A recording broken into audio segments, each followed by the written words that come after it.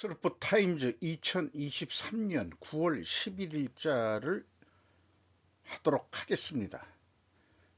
한국 저성장 구조는 뉴노멀이라는 부주제를 좀 강조하면서 진행하도록 하겠습니다.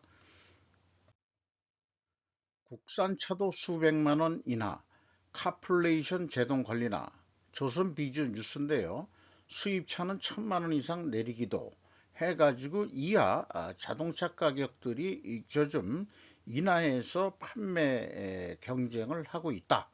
이렇게 얘기하고 있는데 르노 코리아 자동차 QM6, 현대차 아이오닉 6, 그 다음에 KG 모빌리티 토레스 이런 샘플로 해가지고 기존 거래 가격에서 그 가격 인하한 폭을 얘기하는데 수입차는 최대 1,000만 원까지 가격을 내리고 있다. 그런 얘기입니다. 이런 거로 봐서 저의 그 당분간 그 주제인 그 한국이 저성장 구조 터널 속에 지금 가고 있다 하는 거에 그 맞물리는 그런 뉴스들일 것 같습니다. 자동차 가격의 하락은 디플레이션의 신호 중 하나일 것이다. 한국도 그렇고요. 저는 더불어서 아파트 가격도 디플레이션이 되어야 되지 않겠냐. 이런 것이 이제 그 저의 희망사항입니다. 왜냐하면은 아파트 가격도 좀 내리고 그 다음에 뭐 자동차 가격도 내리니까 해가지고 저는 미래 세대들이 좀 더 그 좀 살 욕망을 느끼게 되고 애도 좀 낳고 그런 사회 분위기를 위한 그런 충정의 마음 때문에 그렇습니다. 음, 인플레가 되더라도 뭐 그런 경우도 있을 수 있을려는지는 모르지만 지금 상황이 그런 건 아니거든요. 그런 상황에서 우리가 어떻게 될 거냐 하는 것은 뭐 이 정치나 뭐 모든 그 경제 주체들도 다 고민이겠지만은 한 일개 시민으로서 이렇게 스루프 타임즈를 진행하는 입장에서 인생을 어떻게 좀 관저하고 조망해 볼 수 있겠냐 이런 게 항상 그 미흡한 그런 마음가짐이 생기게 됩니다. 뭐 초월한다기보다도 뭔가 다 같이 극복하는 그런 세상이 되기를 바라는 거죠. 미국의 선진 산업은 뒤처져 있지만 장소에 기반을 둔 전략은 그들을 따라잡는 데 도움을 줄 수 있다. 요거를 저는 이제 메이드 인 USA라고 제가 그 제목을 달아봤습니다. 브루킹스 마크로우 양유, 뭐 브루킹스 홈페이지에 뭐 이런 뉴스가 있을지 모르지만 제가 뉴스레터를 신청해가지고 가끔 받아보는 건데 인용을 좀 해보고 싶었어요. 여기에서 그 선진 산업이라고 얘기하고 있는 것이 자동차 제조, 제약, 청정 에너지 발전, 디지털 서비스와 같은 이런 것을 선진 산업이라고 그러고 이런 데 연구 개발에 많은 투자를 하고 스템 인력이라는 게 뭔지 잘 모르겠습니다만은 선진이라고 그 정의를 내리고 있고 그 다음에 임금도 다른 어떤 산업보다도 1.7배 빠르게 증가하고 있다 이렇게 소개를 하고 있어요. 그래서 미국이 그동안에 싼 인건비로 중국이나 여러 나라의 공장 아니 뭐 자기네들 생산을 안 하고 싸게 그 수입을 하고 그랬었는데 여기에서 한 것은 이런 선진 산업조차도 2001년에 29%로 정점을 찍은 후에 24%에서 18%로 떨어졌다 이렇게 얘기하고 있습니다. 이제 그 트럼프가 얘기했던 어, 뭐라 그러죠?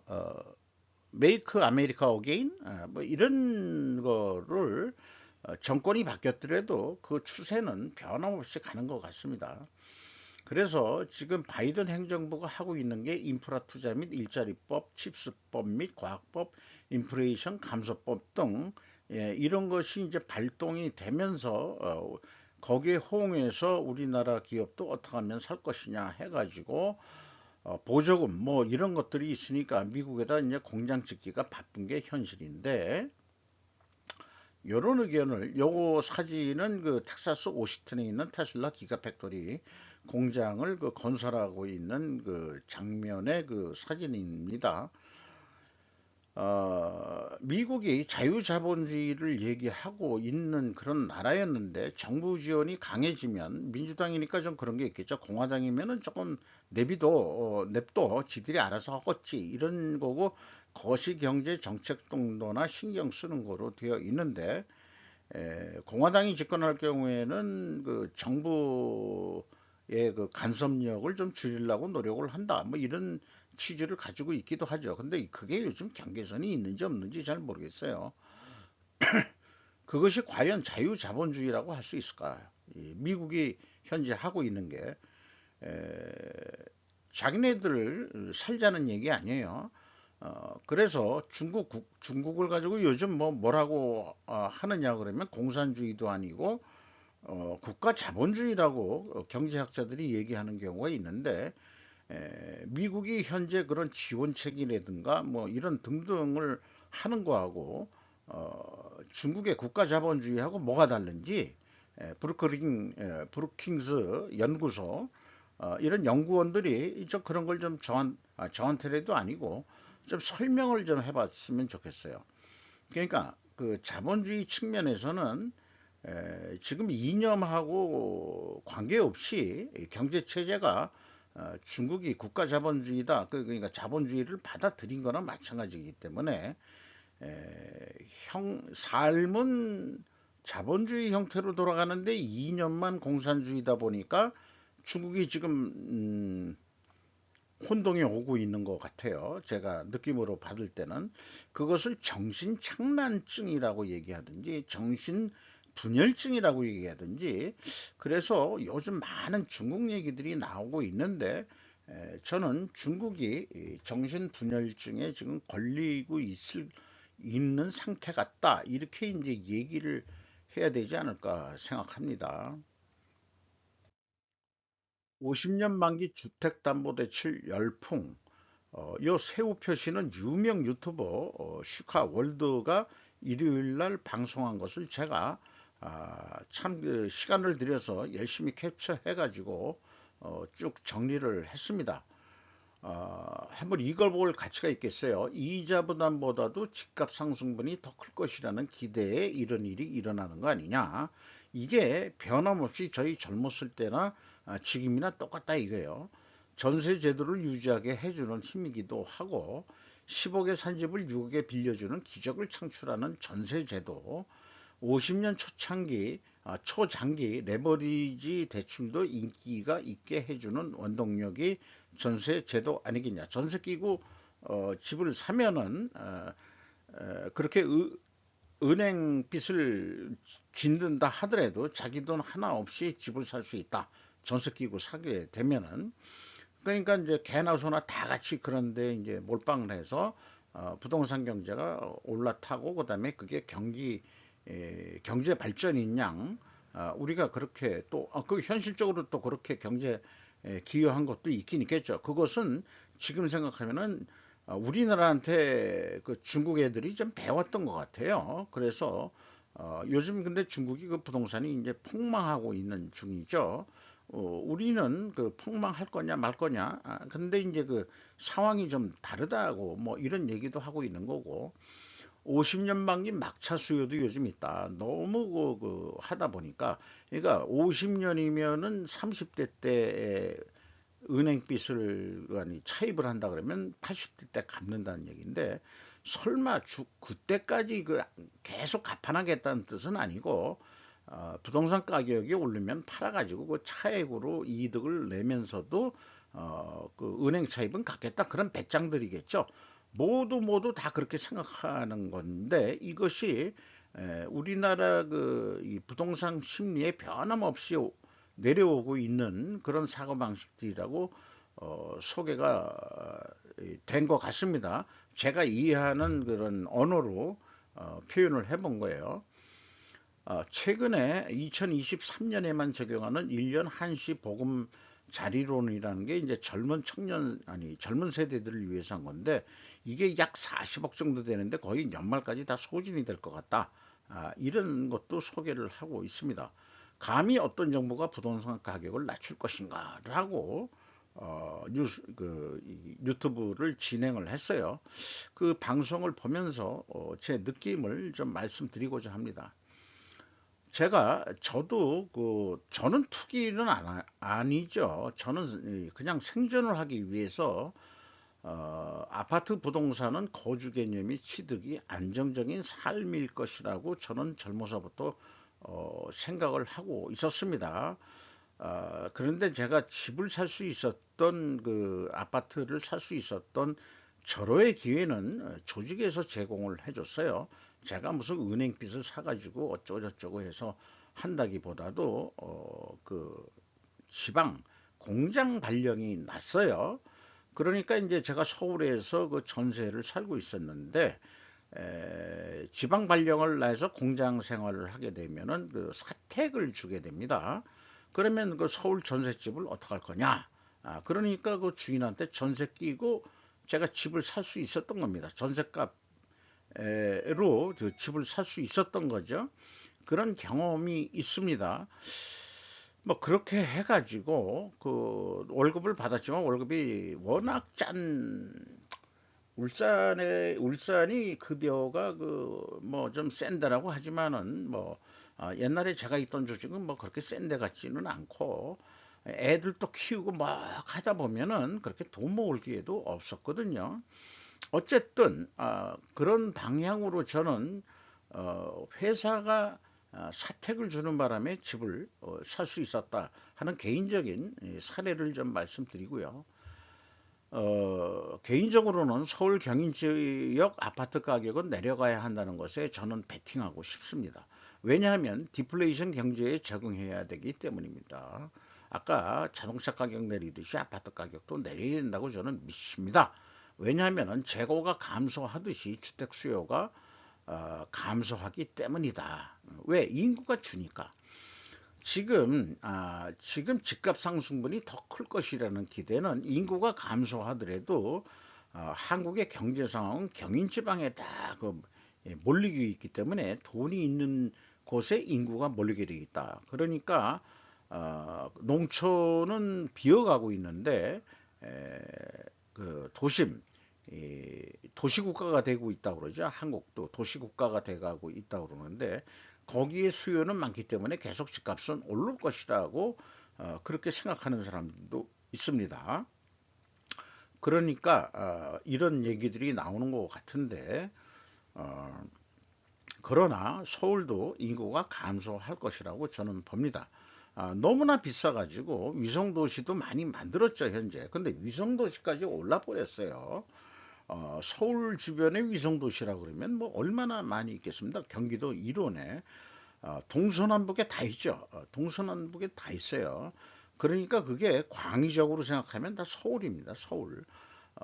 위성도시 가격도 뭐 탁탁 올라가지고 그렇게 되어 있는데 그래서 저는 인구 감소가 집값도 내려가고 수요가 없으면 공급도 없어지니까 공급도 없어지긴 하겠지만은 그렇게 많이 만들어 놓은 것들이 어떻게 되겠냐. 그러니까 가격을 내려야 팔릴 거다. 저는 그렇게 수요 공급 게임으로 생각하자 그런 얘기죠.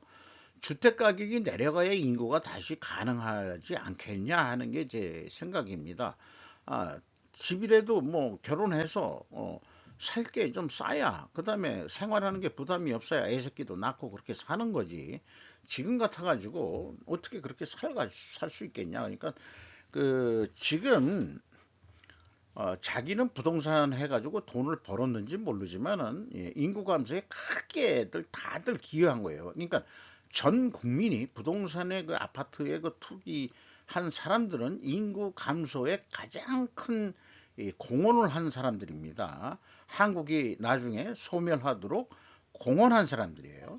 자기네들은 자기네들은 그 돈을 벌 수 있을래는지 모르지만은 말이죠. 이런 생각까지 하게 됩니다. 그런 와중에 이제 그 슈카월드도 소개하고 있지만은 가계부채를 우려하는 한국은행 금리 올리지 못하고 미국의 금리를 지금 5.5%인데 우리 3.5% 2% 차이가 있습니다만은 미국의 금리를 6%까지 올린다. 우리가 안 올리고 100일 자신이 있을까? 왜냐? 안 올리면은 외국 금융 자본이 다 빠져나가게 돼 있는 거 아니냐? 이런 생각도 해보게 되는 거죠. 이런 생각까지 해보게 됩니다.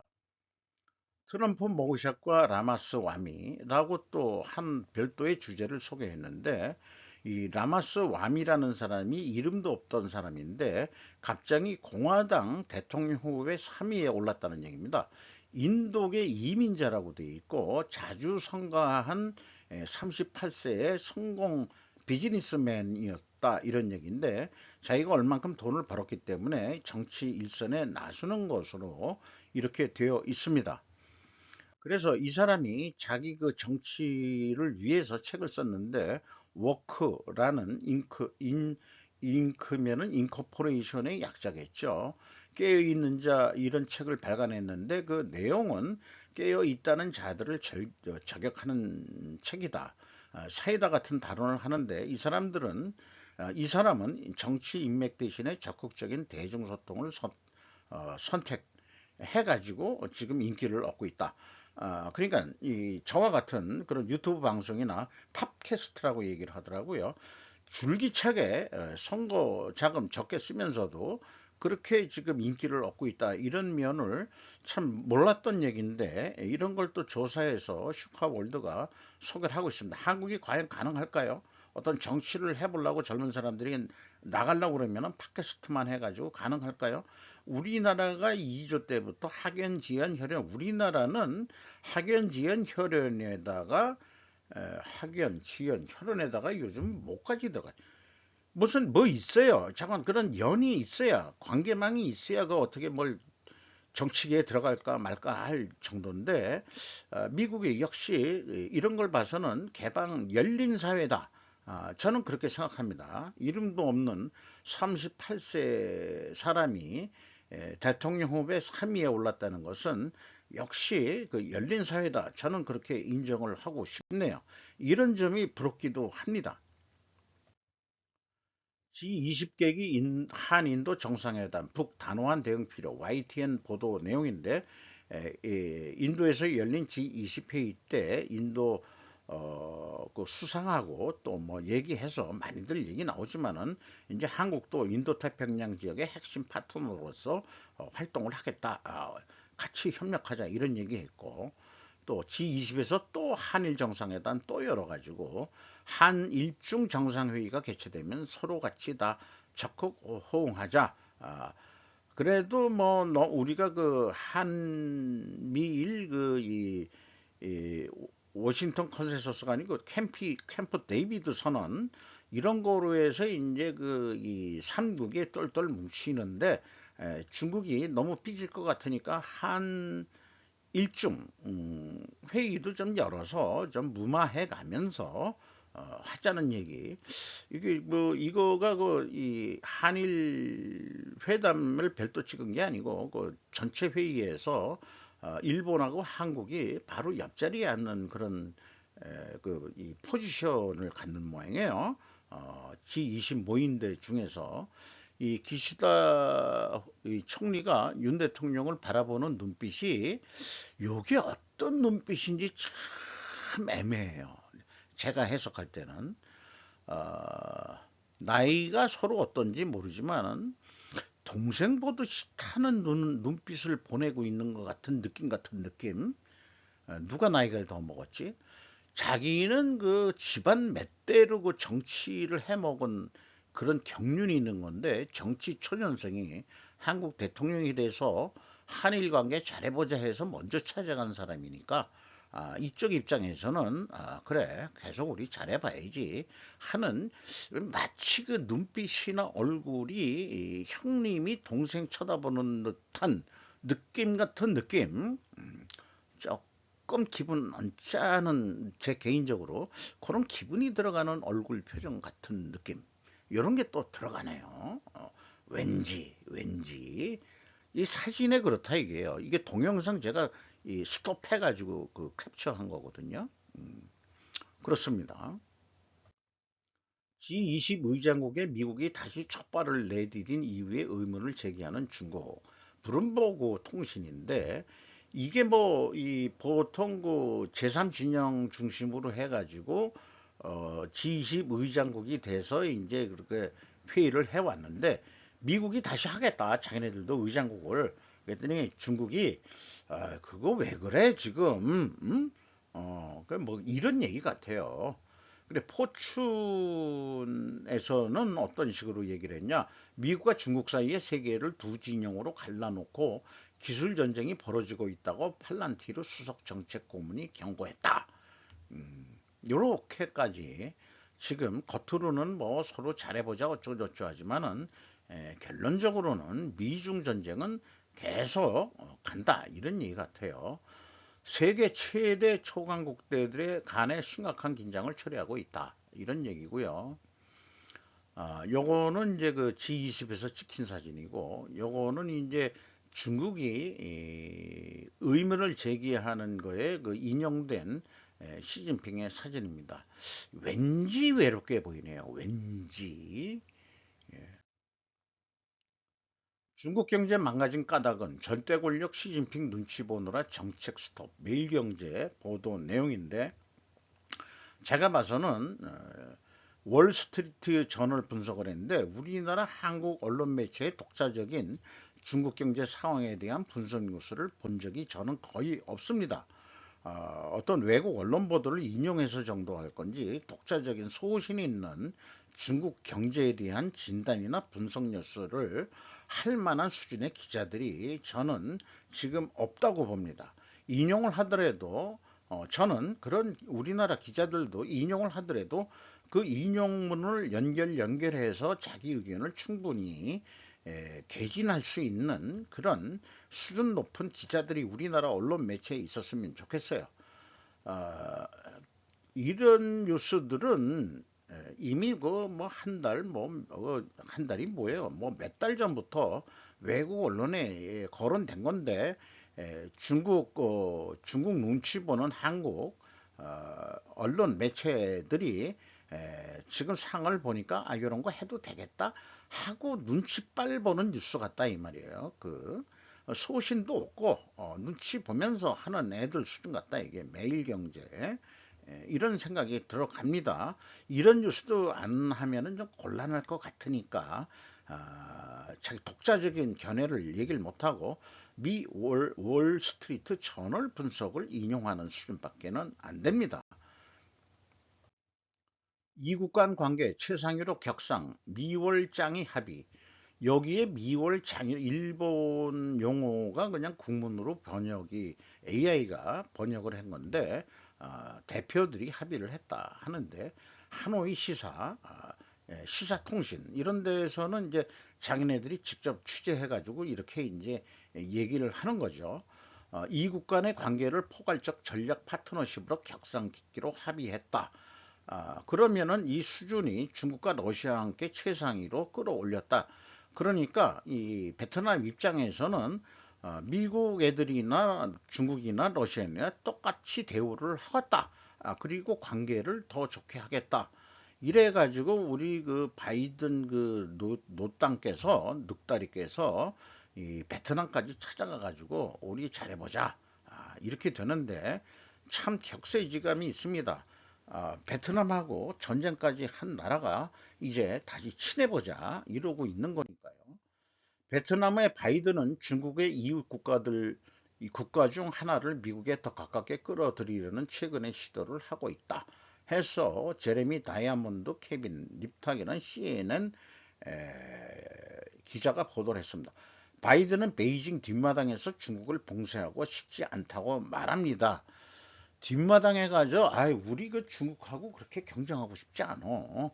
이런 얘기 하면서 사실은 이제 다 베트남이고 뭐 이런 데 다 구워 삶으려는 이런 거 아니에요. 결국은 포괄적 전략적 동반자 관계 이 베트남까지 이런 걸 하니까 여기서도 소개한 게 옛날에 그 베트남 전쟁 때문에 얼마나 많은 미국 젊은이들이 죽어 나갔고 히피 문화가 발생을 했고 미국 내에서는 이런 역사가 있습니다만은 이제 저기서 친구로 본격적으로 좀 가보자 이런 식으로 세상이 좀 변해가고 있습니다. 이것도 미국이 자기네들 잘 살아보세 라는 이론이겠죠. 그렇게 생각이 됩니다. 중국을 죽이면서 서서히 아주 그냥 그걸 피를 말려, 그걸 그렇게 표현을 잊어버렸는데 그냥 말려 그냥 죽이는 전술로. 근데 말은 그렇죠. 겉으로는 우리가 아니야 아니 우리 당신네들하고 편하게 지내고 싶어. 왜 이래. 미국 그 여러 장관들이 다 가가지고 뭐 그 천대를 받으면서도 찾아가서 야 우리 그 원래 그런 뜻 아니야 뭐 이런 식으로 얘기하면서 결론적으로는 죽이기. 요게 이제 미국의 전술인 거죠. 전략은 이미 결정돼 있어요. 중국 죽이기로. 저는 그렇게 이해를 합니다. 전략과 전술은 다를 수 있습니다. 중로 결석 G20 정상회의에서 유명무실의 우려, 정상선언으로 결석 연출. 일본 매일신문 마이니치 신문이 베이징 카와즈 게이스케라는 기자의 보도 내용인데요. 중국 러시아가 빠진 G20 회의가 뭔 놈의 의의가 있겠냐 이런 얘기 한마디로 쭉 읽어보면은 거기다가 그 댓글이 그 일본의 댓글들은 좀 유명한 사람들은 부탁을 해서 하는 건지 모르지만은 보충으로 해가지고 이렇게 또 설명을 하고 있어요.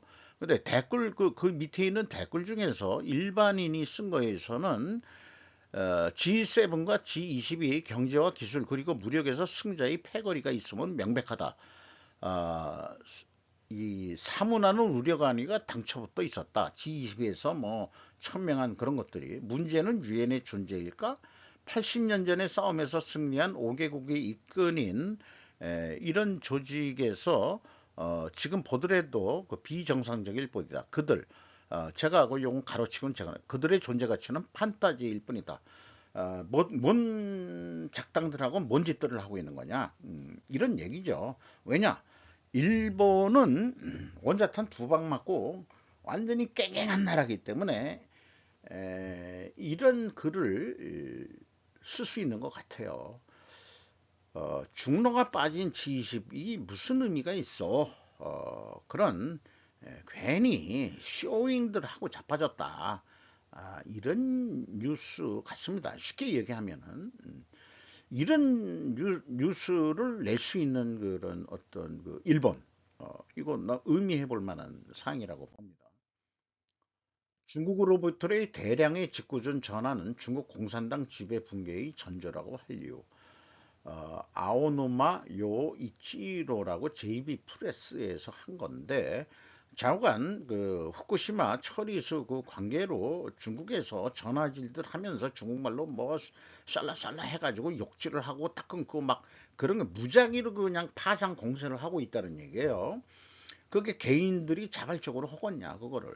옛날에도 댓글 부대 이런 거를 운영했던 공산당인데 그래서 제 생각엔 그렇습니다. 스스로 대국이라고 하는 나라가 전화질 해대는 것이 과연 대국이 할 짓이냐. 아, 중국 이런 거로 봐서는 니들 이제 약 커먹었구나. 이렇게 생각이 됩니다.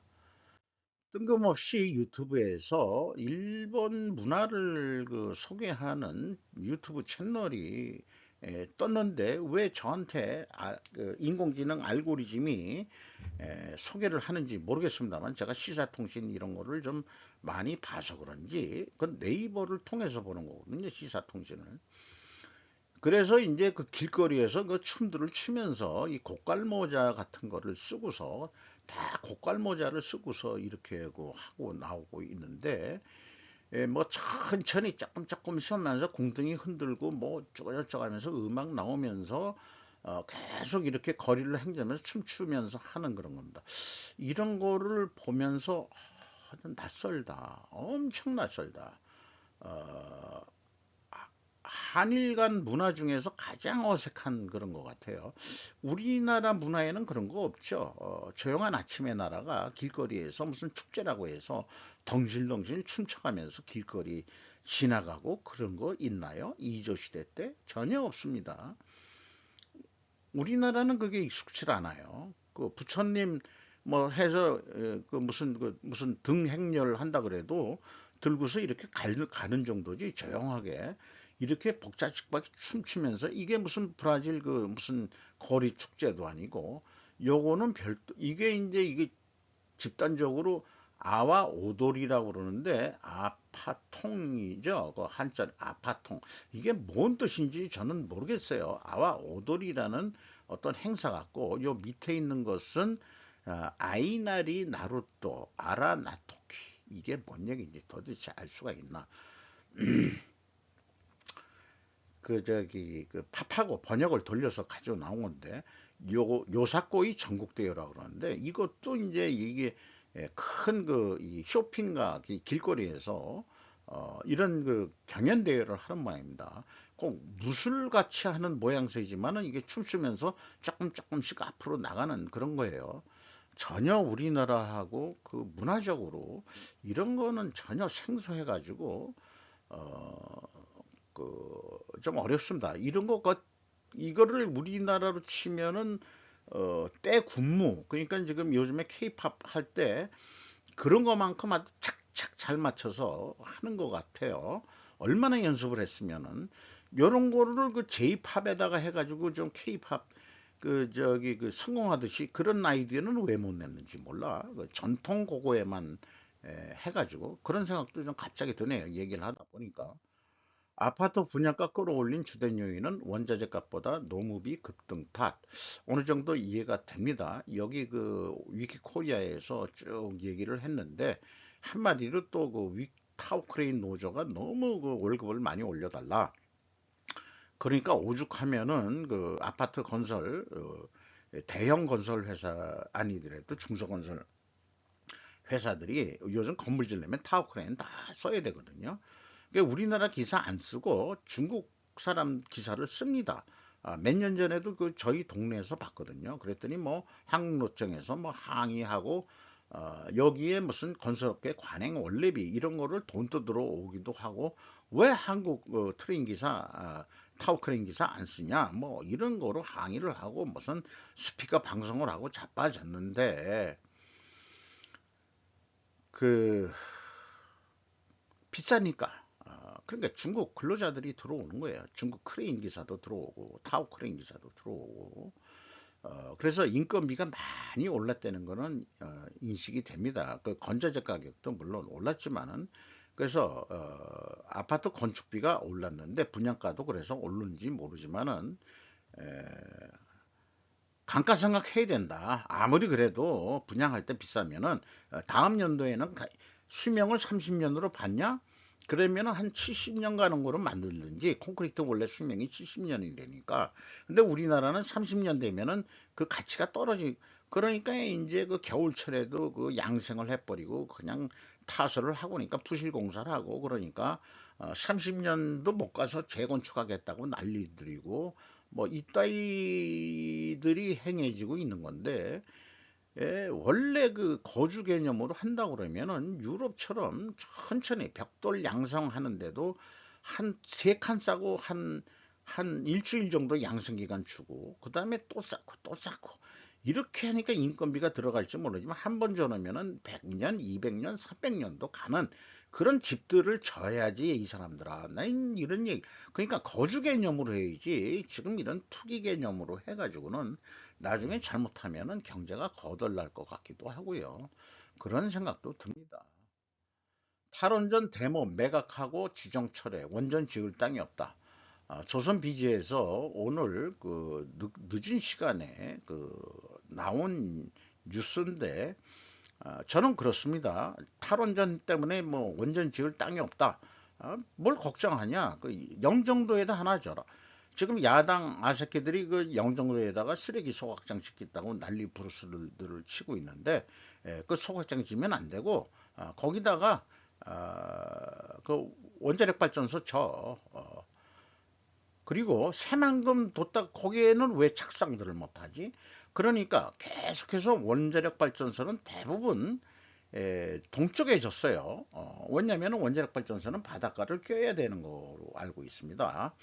그 이 냉각수 처리 관계 때문에 그러면은 동해물이 더 차서 아니 서해에도 좀 쳐라. 중국은 동해 장국 중국 나라의 그 동쪽 해안 쪽에 수많은 그 원자력 발전소를 져가지고 거기서 계속 그 이 삼중 수소를 뿜어내는데 우리나라도 좀 저쪽에 해가지고 좀 져라.